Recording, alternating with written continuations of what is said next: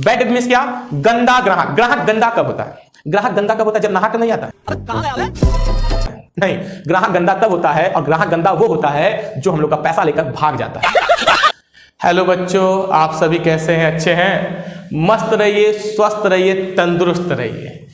आज आपके महेश सर आपके लिए लाए हैं फाइनल अकाउंट का एडजस्टमेंट पार्ट 3 में। यानी इसके पहले आ चुके इसके 2 और पार्ट्स। एक पार्ट में मैंने सिखाया है इसके थ्योरी और फॉर्मेट, दूसरे पार्ट में मैंने बताया इसका विदाउट एडजस्टमेंट न्यूमेरिकल। तो आज हम सीखेंगे एडजस्टमेंट, जिससे हम एडजस्टमेंट के सारे क्वेश्चन को क्या कर सके, सॉर्ट आउट कर सके।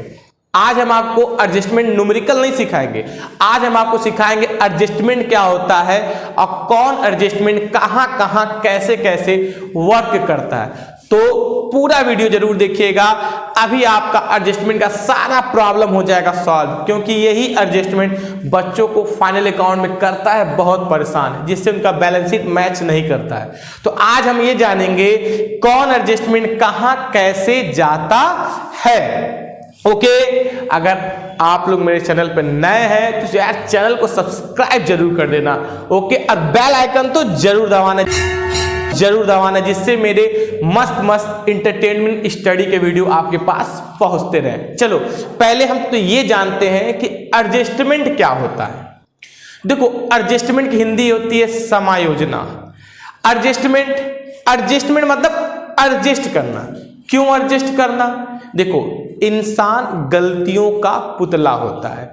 वो जो पूरे साल अपना लेखा जोखा करता है, उस लेखा जोखा में जो चीज लिखने से छूट जाती है, उसी को साल के अंत में फाइनल अकाउंट में लिखने की कला ही कहलाती है एडजस्टमेंट। जैसे किसी को 100 रुपया दिया और उसको देना है 200 रुपये पर, अभी 100 रुपया दिया और 100 रुपये देना क्या है, बाकी है।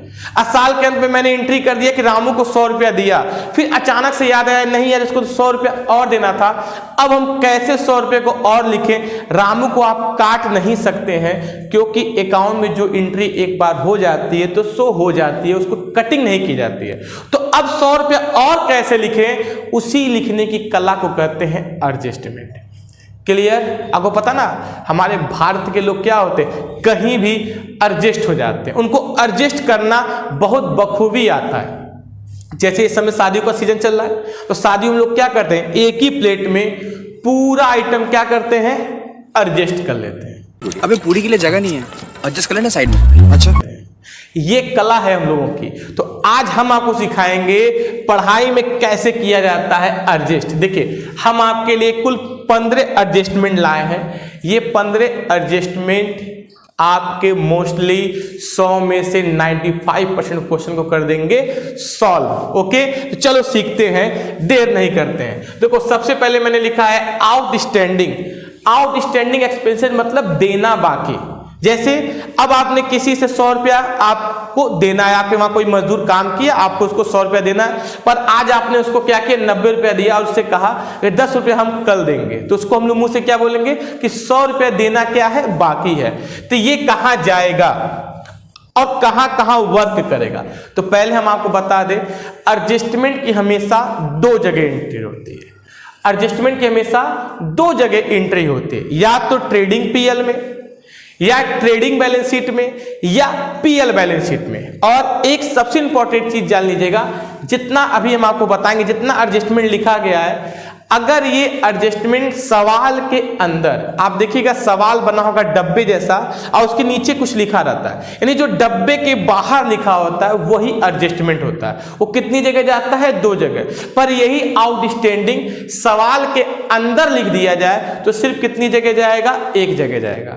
यानी जो सवाल के अंदर होता है वो 1 जगह जाता है, और जो सवाल के बाहर होता है वो कितनी जगह जाता है, 2 जगह जाता है। एडजस्टमेंट कितनी जगह जाता है, 2 जगह। तो देखो कहां कहां जाएगा आउटस्टैंडिंग, एकदम आसान तरीके से आप एकदम दिमाग में फिट हो जाएगा, कुछ नहीं करना। देखो, आउटस्टैंडिंग, ट्रेडिंग और पीएल के हमेशा कहां जाता है, डेबिट में। कुछ भी हो जाए, ये ट्रेडिंग पीएल के कहां रहेगा, डेबिट में। उसके बाद बीएस मैंने बैलेंस शीट के एल फॉर लायबिलिटीज, यानी ये ट्रेडिंग पीएल कहाँ जाता है, डेबिट में। अब बैलेंस शीट के कहाँ जाता है, लायबिलिटीज में। और एक चीज जान लेना, ट्रेडिंग पीएल में जहां भी जाएगा, जिसके साथ जाएगा उसके साथ प्लस हो जाता है। यानी जिसके साथ कहा जाएगा उसके साथ क्या होता है, प्लस होता है। उसके बाद चुपचाप से बैलेंस शीट के लायबिलिटीज में शांति से पड़ा रहता है, वहां प्लस माइनस नहीं होता है। उसके बाद आता है प्रीपेड। प्रीपेड मतलब किसी, देखो आउटस्टैंडिंग मतलब देना बाकी। अब प्रीपेड मतलब किसी को एडवांस दे दिया। जैसे आपका मोबाइल होता है तो मोबाइल हम कौन सा चलाते हैं, प्रीपेड। प्रीपेड मतलब पहले पेड, प्रीपेड पहले दे फिर ले। यानी पहले आप मुझको पैसा दीजिए तब हम आपको सुविधा देंगे। यानी प्रीपेड मतलब क्या होता है, किसी को एडवांस देना होता है। तो देखो जब किसी को एडवांस दे दिए, जब जैसे मान लो कि आपको कहीं काम कराना है और उस काम का वैल्यू हो रहा है 10,000 रुपये, जैसे ठेका हम लोग लेते हैं, तो 10,000 में आपने उसको क्या किया, 2,000 पहले दे दिया। अब जब काम हो जाएगा तो आप उसको कितना देंगे, 10,000 नहीं, अब हम उसको देंगे 8,000। 10 में से 2 क्या करेंगे, घटा देंगे। उसको याद दिलाएंगे कि मैंने आपको 2,000 क्या दिया था, एडवांस दिया था। ठीक है, तो प्रीपेड हमेशा ट्रेडिंग और पीएल के ये भी कहा जाता है डेबिट में। उसके बाद बैलेंस शीट में चुपचाप से एसेट्स में क्या होता है, पड़ा रहता है। कहां पड़ा रहता है, एसेट्स में। और ट्रेडिंग पीएल में जिसके साथ कहेगा उसके साथ क्या हो जाएगा, माइनस। यानी प्रीपेड ट्रेडिंग पीएल में जिसके साथ कहे उसके साथ क्या हो जाएगा, माइनस। उसके बाद चुपचाप से कहां चला जाएगा, बैलेंस शीट के एसेट्स में। इसके बाद आता है अनएक्रूड इनकम। अभी आउटस्टैंडिंग क्या था, देना बाकी, उसी तरह अनएक्रूड होता है लेना बाकी। किसी से पैसा क्या है, लेना बाकी है। तो देखो जब पैसा लेना बाकी होगा तो ये हमेशा पीएल में जाता है, ये ट्रेडिंग में नहीं जाता है। तो ये पीएल के क्रेडिट में जाएगा। उसके बाद बैलेंस शीट के एसेट्स में चुपचाप से चला जाएगा। ये कहां जाएगा, पहले पीएल के क्रेडिट में जाएगा, उसके बाद बैलेंस शीट के एसेट्स में चुपचाप से चला जाएगा। पर पीएल के क्रेडिट में चुपचाप से खुरापात करेगा, जिसके साथ कहा जाएगा उसके साथ क्या होगा, जुट जाएगा। यानी अगर कमीशन एक्रूड बोला जाए, एक अनएक्रूड होता है, एक एक्रूड होता है। अगर कमीशन एक्रूड बोला जाए तो पहले क्रेडिट में प्लस होगा और उसके बाद जितना पैसा प्लस करेंगे वो पैसा कहां चला जाएगा, बैलेंस शीट के एसेट्स में। ओके, इसके बाद आता है अनएक्रूड, यानी किसी से एडवांस मिला। हमको क्या होगा, किसी से एडवांस मिल गया। तो अनएक्रूड मतलब होता है अग्रिम प्राप्ति, किसी से एडवांस मिला। देखो जब एडवांस मिलेगा तो ये भी पीएल के क्रेडिट में जाएगा। उसके बाद बैलेंस शीट के लायबिलिटीज में जाके चुपचाप से पटा जाएगा। पर पीएल क्रेडिट में पटाएगा नहीं, जिसके साथ कहा जाएगा उसके साथ पीएल के क्रेडिट में क्या हो जाएगा, माइनस हो जाएगा। उसके बाद आता है डिप्रिसिएशन।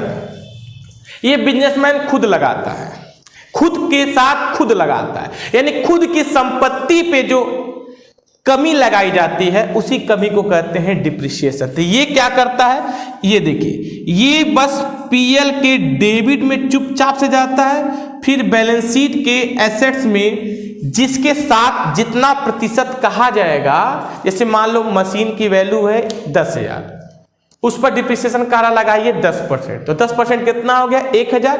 तो 1,000 डिप्रिसिएशन के कहां चला जाएगा, पीएल के डेबिट में। और उसके बाद बैलेंस शीट में एसेट्स, यानी एसेट्स में जब आप मशीन लिखेंगे उस मशीन में से 1,000 रुपये क्या कर दीजिएगा, माइनस। एक चीज पर ध्यान दीजिएगा, देखो अगर वो कोई भी एक्सपेंसेज या कोई भी इनकम जो एडजस्टमेंट होता है वो एक जगह प्लस माइनस होता है तो दूसरी जगह चुपचाप से पड़ा रहता है। अब देखो डिप्रिसिएशन बैलेंस शीट में खुरापात कर रहा है प्लस माइनस, तो पीएल में चुपचाप से क्या है, बैठा है। यही एडजस्टमेंट की खूबी है, एक जगह प्लस माइनस होता है तो दूसरी जगह चुपाई के मार के एकदम शांति से बैठा रहता है। चलो अगला आ रहा है क्लोजिंग स्टॉक, क्लोजिंग स्टॉक। ये कितनी जगह जाता है, 2 जगह। ये बहुत ही शांति प्रिय व्यक्ति है, ये दोनों जगह चुपचाप से बैठा होता है। कलौजी को आप देखे होंगे, कलौजी शादी विवाह में कहां होता है, कलौजी सबसे किनारे चुपचाप बेचारा बैठा रहता है, एकदम तेल में तराता रहता है, सिकाता है उसका पीछे वाला, सिकाता रहता है। और तब वो बेचारा कुछ नहीं करता, चुपाई मार के बैठा रहता है। और लोग जाते हैं इसे पुछिया पढ़ के निकाल के क्या होते हैं, खाते हैं। तो क्लोजिंग स्टॉक कहीं कोई फंक्शन काम नहीं इसका करता है, दोनों जगह शांत होता है। सबसे पहले ये ट्रेडिंग के क्रेडिट में जाता है और उसके बाद बैलेंस शीट के कहाँ जाता है, एसेट्स में। ना यहाँ कोई बदमाशी, ना बैलेंस शीट में कोई बदमाशी, ठीक है।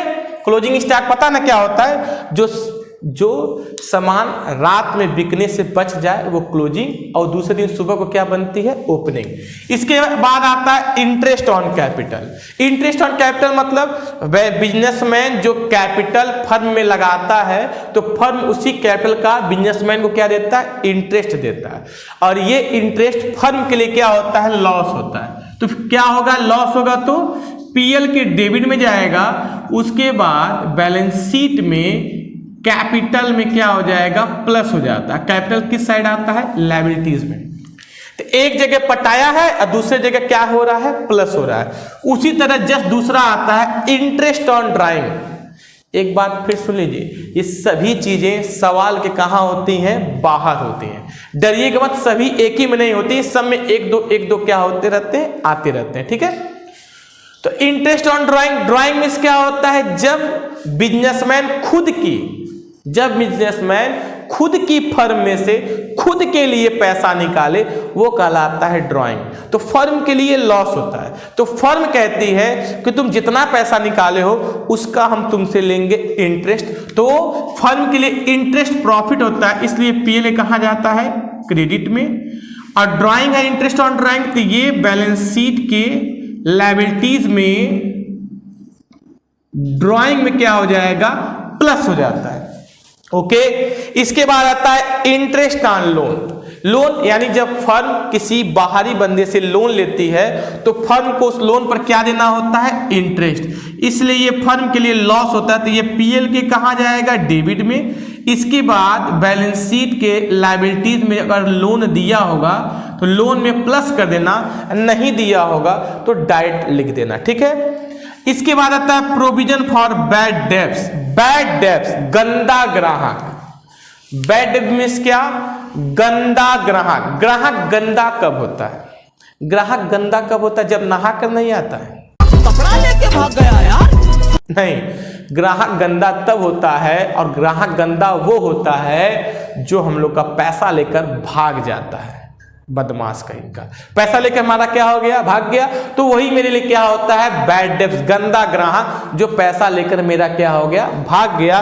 और जब ग्राहक पैसा लेकर भागेगा तो आपके लिए क्या हो जाएगा, लॉस। लॉस पीएल के कहाँ जाता है, डेबिट में। और जो बैड डेब्ट जितना वो लेकर भागा है वो बैलेंस शीट के एसेट्स में डेब्टर से क्या कर दीजिएगा, माइनस, ओके। इसके बाद आता है discount on debtors. Debtors means कौन, ग्राहक। ग्राहक मींस कौन, भगवान। भगवान मींस कौन, संपत्ति। और संपत्ति कहाँ जाता है, एसेट्स में। तो ग्राहक को हमने क्या दिया, डिस्काउंट दिया, तो हम कंपनी है, हम जब डिस्काउंट देंगे तो हम लोग के लिए क्या होगा, लॉस। और लॉस कहाँ जाता है बेटा, पीएल के डेबिट में। उसके बाद ये बैलेंस शीट के एसेट्स में डेब्टर से क्या हो जाएगा, माइनस। यानी जितना आप डिस्काउंट देंगे वो डिस्काउंट डेब्टर्स में से क्या हो जाएगा, माइनस, ओके। चलिए, इसके बाद है डिस्काउंट ऑन क्रेडिटर्स। ग्राहकों से, मतलब आप ग्राहक को छूट दे रहे हैं तो आपको नुकसान है, आप भी तो किसी के ग्राहक होंगे। आप जहां से माल लाते हैं उधार, वो बंदा आपके लिए क्रेडिटर्स होता है, यानी कर्जा आपने किसी से लिया है, तो जो कर्जा आपको दिया है वो आपके लिए क्रेडिटर्स है। तो उसने आपको छूट दे दिया, उसने आपको डिस्काउंट दे दिया, उसने कहा इतना पैसा कम देना, तो ये आपके लिए प्रॉफिट हो गया। ये पीएल के कहाँ चला जाएगा, क्रेडिट में। और जितना डिस्काउंट मिला है आपको वो बैलेंस शीट के लायबिलिटीज में क्रेडिटर से क्या हो जाएगा, माइनस हो जाएगा, क्लियर। इसके बाद देखो आता है डोनेशन और सैंपल। डोनेशन हमारा मन कर रहा है डोनेशन करने का, दान। वैसे तो कॉमर्स वाले दान नहीं करते हैं फिर भी मान लो देखा देखी पुण्य, देखा देखी पाप, तो हमारा मन हो रहा है दान दे। सैंपल मतलब होता है कि अपने गुड्स का, अपने प्रोडक्शन का कुछ जगह क्या करना पड़ता है, सैंपल देना पड़ता है, जिससे हमारा प्रमोशन होता है और हमारी सेल क्या होती है, इंक्रीज होती है। तो ये सभी चीजें हम लोग कहाँ से निकालेंगे, डोनेशन देने के लिए माल कहाँ से निकालेंगे और सैंपल के लिए माल कहाँ से निकालेंगे, पड़ोसी की दुकान से। पड़ोसी को मांगा चुप्पे से निकाल के दान कर दिए, नहीं। हम लोग दान कहाँ से करते हैं? अपने दुकान में से। और अपने दुकान में सामान खरीद कर आता है कि चोरी करके आता है? खरीद कर आता है। तो ध्यान से सुनना, जितना भी आप दान करोगे या डोनेशन या सैंपल दोगे, वो ट्रेडिंग के परचेज से क्या करना होगा आपको? माइनस, यानी आपका क्रय क्या होगा? कम होगा। उसके बाद ये पीएल के डेबिट में जाता है। यही एक ऐसा बंदा है जो बैलेंस शीट में नहीं जाता है, बैलेंस शीट में नहीं जाता है, ठीक है। उस कहावत सुने ना कि एक हाथ से दान करो तो बाएं को पता नहीं चलना चाहिए, यानी एक हाथ से दान करो दूसरे हाथ को नहीं पता चलना चाहिए। तो बैलेंस शीट जान ही नहीं पाता है कि मैंने क्या किया, दान किया। ये तो हम लोग की महानता है, ठीक है। चलिए, लॉस बाय फायर, मेरा सामान आग से भभक गया, जल गई, यानी कुल सामान हम लोग का आग से क्या हो गया? जल गया। तो आग से जल गया तो दुखी होना चाहिए। चलिए, सो सैड, जल गया तो जितना सामान जल गया वो हम लोग के लिए क्या होता है? नुकसान होता है। ध्यान से सुनिएगा, अगर आपने अपने सामान का बीमा नहीं कराया है तो उस केस में क्या होगा? जितना सामान जल गया वो ट्रेडिंग के परचेज से माइनस हो जाएगा, और जितने का लॉस हुआ वो पीएल के कहां चला जाएगा? सॉरी रुकिए, इसको ऐसे करते हैं, वो पीएल के कहां चला जाएगा? डेबिट में। मान लो 5,000 का सामान जल गया तो पहले पूरे 5,000 को परचेज से माइनस कर देंगे, उसके बाद पूरा 5,000 कहां चला जाएगा? पीएल में चला जाएगा। बट अगर आपने इंश्योरेंस कराया है और इंश्योरेंस कंपनी आपको 3,000 रुपए देती है, वो नीचे लिखा रहेगा उसमें कि इस सामान का इंश्योरेंस हुआ है और क्लेम में 3,000 रुपया मिला।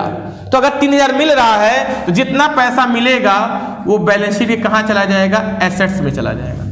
अब मान लो 5,000 का सामान जला तो 5,000 परचेज से माइनस, 3,000 रुपया मिला तो 3,000 एसेट्स में, तो जो नहीं मिला वो लॉस हो गया। लॉस कहां चला जाएगा? पीएल में। ओके, अब इसके बाद आता है मैनेजर कमीशन और नेट प्रॉफिट, यानी जो हमारे वहां का मैनेजर है थोड़ा सा तेज तर्रार मैनेजर है, स्मार्ट मैनेजर है, दिमाग से स्मार्ट है, शकल से नहीं, शकल से तो साला बानर है। तो दिमाग से पर स्मार्ट है तो कदर दिमाग वालों को होती है, शकल वालों की नहीं होती है। ये बात दिमाग में बैठा लेना बच्चा लोग कि भविष्य में तुम्हारे सिर्फ और सिर्फ माइंड का कदर होगा, शकल से कुछ नहीं होता। क्योंकि हीरो तो आपको बनना नहीं है, आपको पढ़कर आगे निकलना है। तो हीरो के लिए फेस चाहिए और पढ़ाई के लिए स्मार्ट ब्रेन चाहिए। जितना तेज आपका दिमाग वर्क करेगा, जितनी आपके पास नॉलेज होगी, उतना मार्केट में आपका वैल्यू होगा। आपको एक कहानी सुनाए कि एक कंपनी में दो लोग काम करते थे, दोनों एक ही कंपनी में काम करते थे। एक कमाता था महीना 20,000 और एक कमाता था महीने का 2 लाख। तो एक तीसरे बंदे ने पूछा, बे तो तुम दोनों इस साल एक के कंपनी में काम करते हो, 20,000 कमाता, तो 2 लाख कमा रहा, ऐसा क्यों? तो कहा भैया पता नहीं कहाँ है। तो तीसरे ने कहा पता नहीं कहाँ है नहीं, तुम भी 2 हाथ 2 पैर से काम करते हो, वो भी 2 हाथ 2 पैर से काम करता है, बट तुम दोनों के दिमाग में बहुत अंतर है। वो माइंड से काम करता है इसलिए वो 2 लाख कमाता है, तुम शरीर से काम करते हो इसलिए तुम 20,000 कमाते हो। यानी हार्ड वर्क हमेशा पैसा कम देता है और स्मार्ट वर्क हमेशा पैसा क्या देता है? ज्यादा देता है। तो मैनेजर कह रहा है हमको तो पैसा ज्यादा चाहिए, यानी सैलरी भी चाहिए और कमीशन भी चाहिए, तो भाई देना पड़ेगा कमीशन। तो नेट प्रॉफिट पे कमीशन, जो भी आपका प्रॉफिट होगा उस पर वो जितना प्रतिशत मांगेगा, वो जब आप कमीशन कट करेंगे तो वो पीएल के हमेशा डेबिट में लिखा जाता है और आपको देना है, इसलिए आपके लिए लायबिलिटीज है। उसके बाद बैलेंस शीट के कहा जाता है? लायबिलिटीज में जाता है। उम्मीद है मुझे आपको सारा एडजस्टमेंट, देखिए कितने सुंदर तरीके से लिखा गया, शॉर्ट, इसका स्क्रीनशॉट ले लीजिए। इतने आसान तरीके से एक पेज में आप लिख सकते हैं, इतना इजीली मुझे उम्मीद है आपको इसके पहले किसी ने नहीं बताया होगा एडजस्टमेंट। दिद्दू लाइन, चच्चर लाइन, 55 लाइन का लोग लिखवाते हैं, बच्चे डर जाते हैं। और यहाँ पे एक बार देखोगे तुरंत जान जाओगे कौन कहाँ माइनस होगा और कौन कहाँ पे जाकर बैठेगा। उम्मीद है आपको इस तरह का अमेजिंग एडजस्टमेंट क्लियर हो गया होगा, और अगर क्लियर हो गया होगा बच्चे लाइक और शेयर जरूर करना। तो ओके, नेक्स्ट वीडियो आने वाला, इसके न्यूमेरिकल पर नेक्स्ट वीडियो का वॉच जरूर करिएगा।